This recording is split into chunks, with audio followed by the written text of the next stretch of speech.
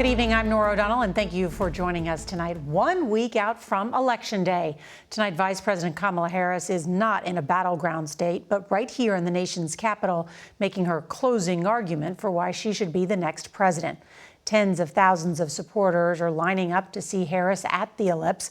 That's the same lawn where former President Donald Trump fired up his supporters shortly before they stormed the U.S. Capitol on January 6th. In our interview over the weekend, Harris said she chose that location to highlight the White House in the background. Meanwhile, former President Donald Trump is in battleground Pennsylvania, working to divert attention away from the racist and sexist rhetoric at his Sunday rally, a rally you just heard him call an absolute love fest. Pennsylvania is the biggest electoral prize of the battlegrounds, and a new CBS News YouGov poll out tonight, look at this, shows the race tied. Now, this poll was taken before the rally at Madison Square Garden. We have both campaigns covered tonight, and CBS's Nancy Cordes is going to lead us off. Harris supporters started streaming onto the Ellipse this afternoon. I just think that this is going to be something that I remember forever. It is a special feeling being here. You know, the White House is right here, and especially thinking back to 4 years ago, I guess sort of the juxtaposition. The juxtaposition is the point. We won this election, and we won it by a landslide. Former President Trump stood at the exact same spot nearly 4 years ago, stirring up supporters with false claims that he had won. The world knows what happened next. An election that he knew he lost. Americans died as a result of that attack. This is someone who is unstable, obsessed with revenge, consumed with grievance, and out for unchecked power. Why focus on what was a very dark day in U.S. history?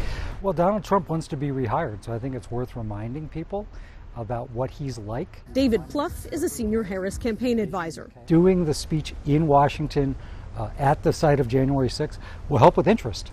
And, you know, this is a time of the campaign where if we can even get 15 or 30 seconds of the attention of an undecided voter, that's a victory for us. With D.C. sandwiched between two blue states, the campaign is predicting that tonight's speech could draw her largest crowd yet, outstripping the 21,000 who showed up in Ann Arbor, Michigan last night, and the 30,000 who filled a stadium for her in Houston on Friday.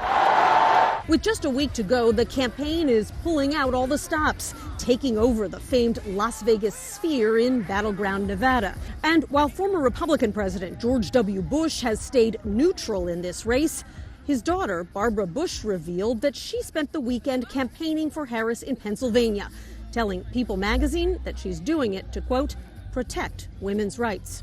It is time to turn the page on the drama and the conflict, the fear and division. It is time for a new generation of leadership in America.